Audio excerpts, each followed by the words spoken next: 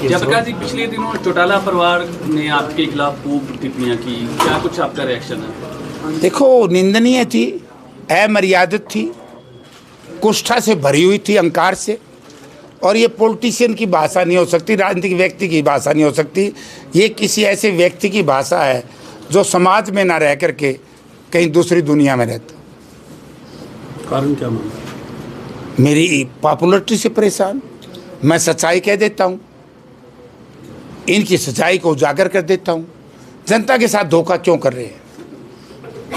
आप ये देखिए, कोई सा एक इंस्टेंस, जब 3 कृषि कानून पास पार्लियामेंट में हुए, उस वक्त तो ये लोग डायरेक्ट इनडायरेक्ट दोनों पार्टियों से साथ दे रही थी बीजेपी का।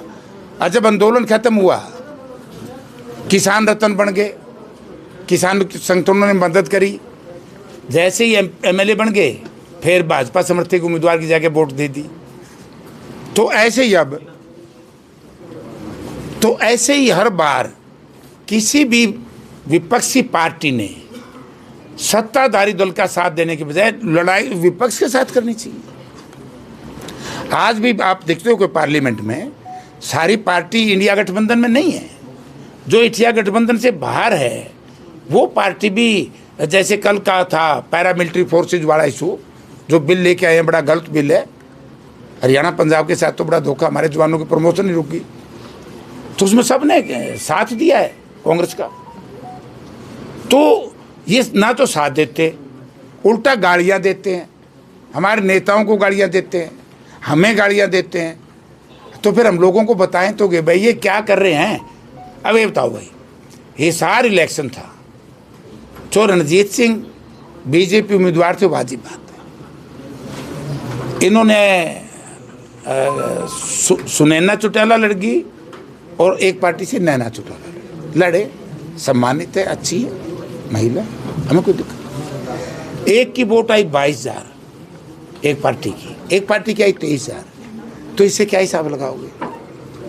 अगर 22,000 वोट पार्लियामेंट में आती हैं तो फिर पार्टी तो क्यों नौजवानों को भ्रमित कर रहे हो, प्रदेश के लोगों को क्यों बका रहे हो? अभी ये तो सर्वाइव नहीं हो सकती 22 पार्टी। 22,000 वोट की पार्टी पार्लियामेंट में सर्वाइव हो सकती है?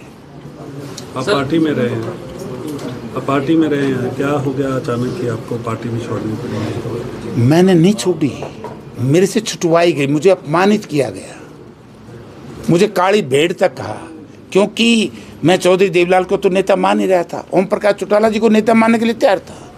लेकिन जिस तरीके से ये 2 भाई चाहते थे हमें नेता माने, इनको को घर के नहीं मानते, मैं क्यों मानूं? इनको को मानता है या नेता के काबिल है?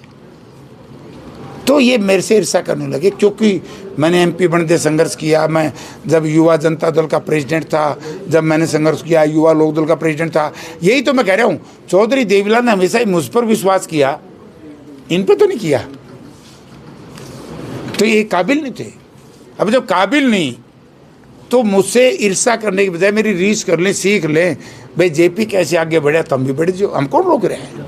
लेकिन अहंकार, घमंड, कुष्ठा से प्रेरित होकर के अगर कोई जयप्रकाश को दबाना चाहे, मुझे जनता दबा सकती है, प्रभु दबा सकता है, लेकिन मेरा परिवार दबा सकता है। अगर और कोई ये चाहे कि जेपी वो नहीं, किसी को कह दिया बस ओका बरेगा, किसी को कह दिया भांडा माजे, ये नहीं, ये है मर्यादित भाषा सहन नहीं करेंगे। सर, हम लोगों में जाएंगे। सर, अभी हाल ही में राज्यसभा चुनाव संपन्न हुआ, लेकिन विवाद भी पैदा हो गया है। क्या हो गया? क्रॉस वोटिंग और जो रिजेक्ट वोट हुए हैं उनके खिलाफ जो है कार्रवाई की मांग की जा रही है। नहीं, क्रॉस वोटिंग जो हुई है उसके खिलाफ तो कार्रवाई शुरू होगी। जो वोट रिजेक्ट हुई है वो तो जबरदस्ती करी है, बीजेपी की भी तो हुई है। एक वोट बीजेपी की हुई है और 3 हमारी हुई है, एक हमारी जबरदस्ती चुनाव आयोग ने करी है।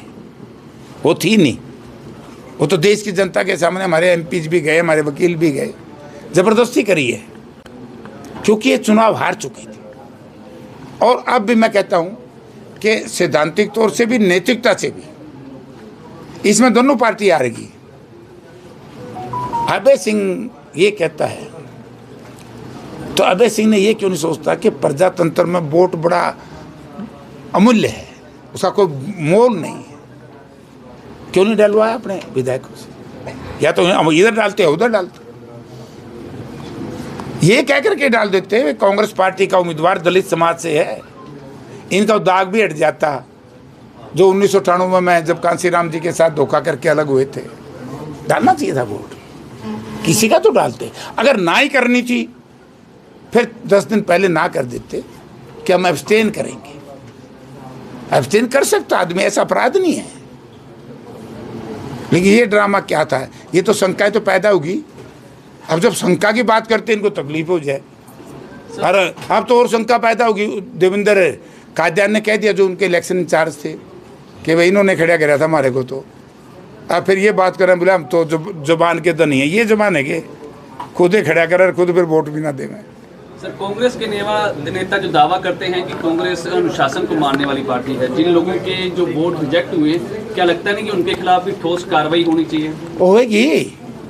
अब जल्दी नागराज क्षेत्रीय पार्टी थोड़ी है, राष्ट्रीय पार्टी है, समय के ऊपर सही फैसला लेगी। कांग्रेस से आप कांग्रेस के हिसार से सांसद हैं, आपकी तरह ही जो हिसार से कांग्रेस के सांसद रह चुके हैं चौधरी वीरेंद्र सिंह आजकल यात्रा चला रहे हैं और उनको यात्रा में शामिल करने के लिए नेताओं के तरले काटने पड़ रहे हैं। नहीं, तरले काटने की क्या जरूरत है, उनकी अपनी व्यक्तिगत यात्रा है, वो करे, अच्छा है। क्योंकि कई विजेंद्र तो राजनीति शुरू बीजेपी से हुई है, तो 5 वर्ष वहाँ रहा है, अच्छा है। पूरा प्रदेश को घूमे, देखे, बात करे, क्योंकि पार्टी ने इसको अधिकृत नहीं किया।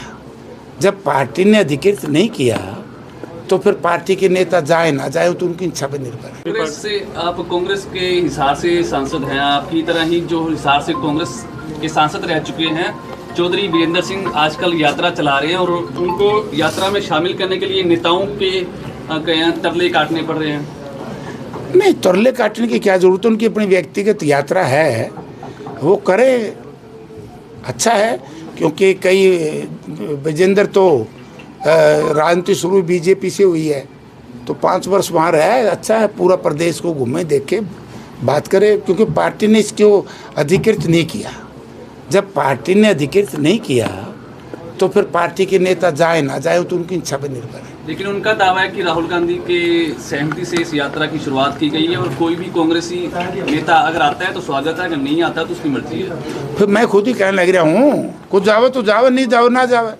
राहुल जी तो सबके हैं, राहुल जी तो मैं पूछा हूँ, मुझे ये थोड़े कहेंगे जेपी नहीं करना। मैं कह दूँ जी मैं हिसार पार्लियामेंट क्षेत्र का हरियाणा का दौरा कर लूँ, कह देंगे ठीक है जाओ, वो तुम्हारे नेता है। आप देवीलाल जी के साथ रहे, उसके बाद क्या हालात देखते हैं तब पार्टी की, और आज तो पार्टी नहीं है, आज तो पार्टी नहीं है। जिस पार्टी में डॉक्टर भीम सिंह दैया, जिस पार्टी में कृपाराम पुनिया, जिस पार्टी में प्रोफेसर परमानंद, जिस पार्टी में ओम प्रकाश बेरी, जिस पार्टी में ये चीफ मिनिस्टर रहे थे अपना हुकम सिंह,